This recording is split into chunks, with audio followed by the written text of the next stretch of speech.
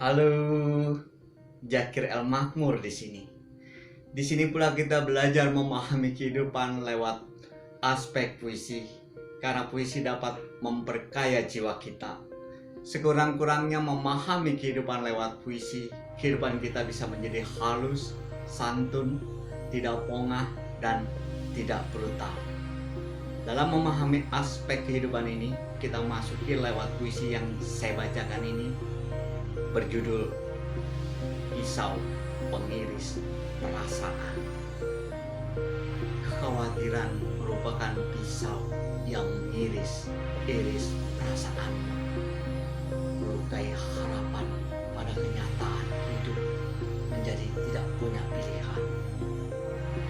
Jangan biarkan seseorang selalu bilang, kamu harus lakukan ini dan itu. Hati dan pikiranmu begitu terang.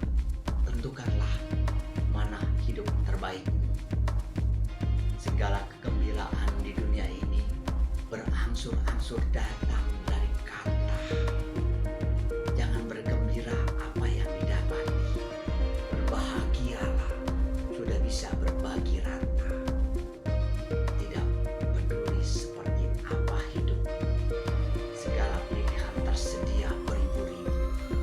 Bisa dilihat sisi-sisi terbaik adanya, dilihat sisi terburuk, tak salah pula.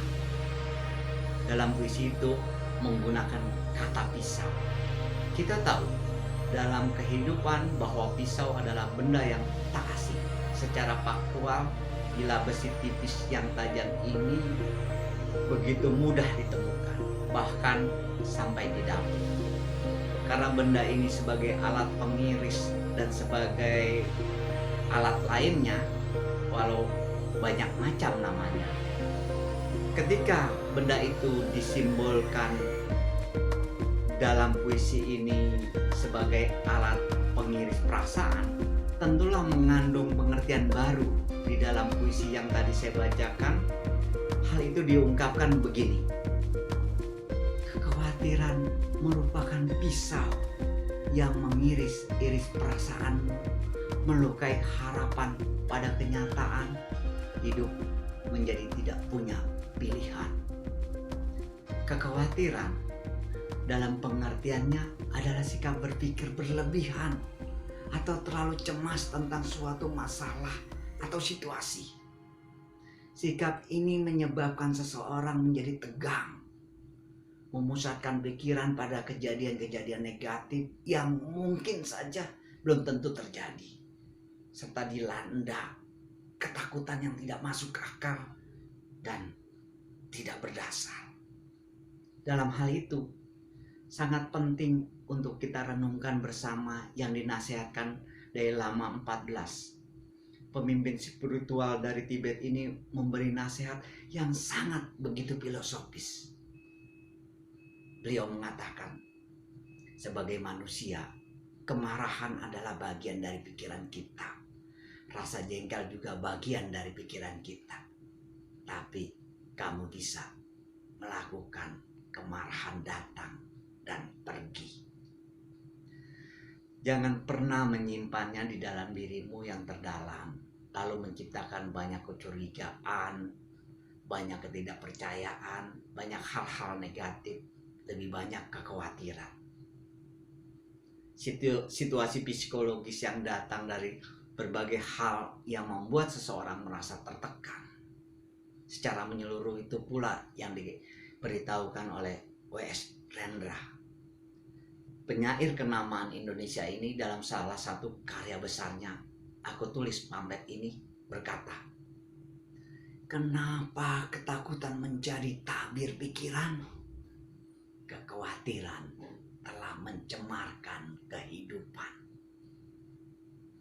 Kekhawatiran yang sudah demikian mencemarkan kehidupan merembes pula pada pokok-pokok persoalan personal.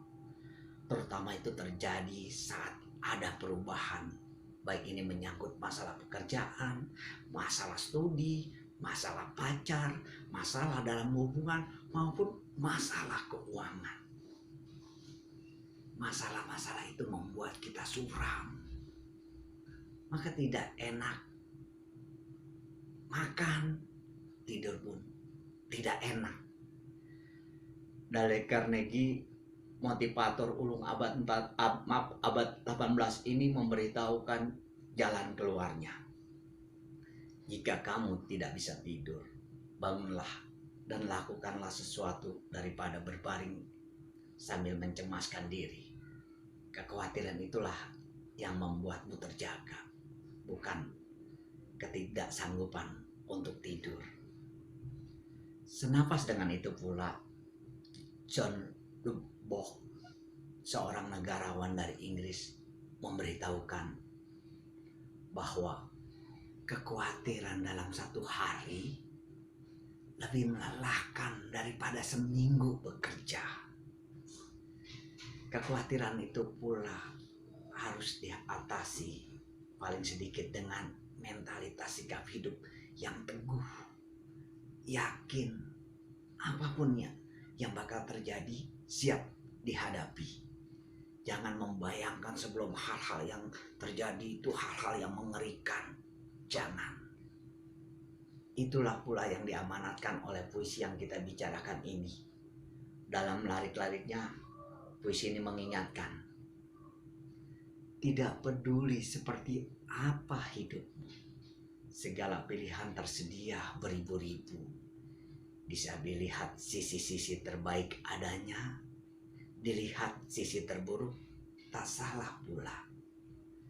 Dengan begitu, engkau janganlah melulu dilanda kekhawatiran, karena engkau pun tahu kekhawatiran merupakan pisau yang mengiris perasaanmu. Terima kasih. Salam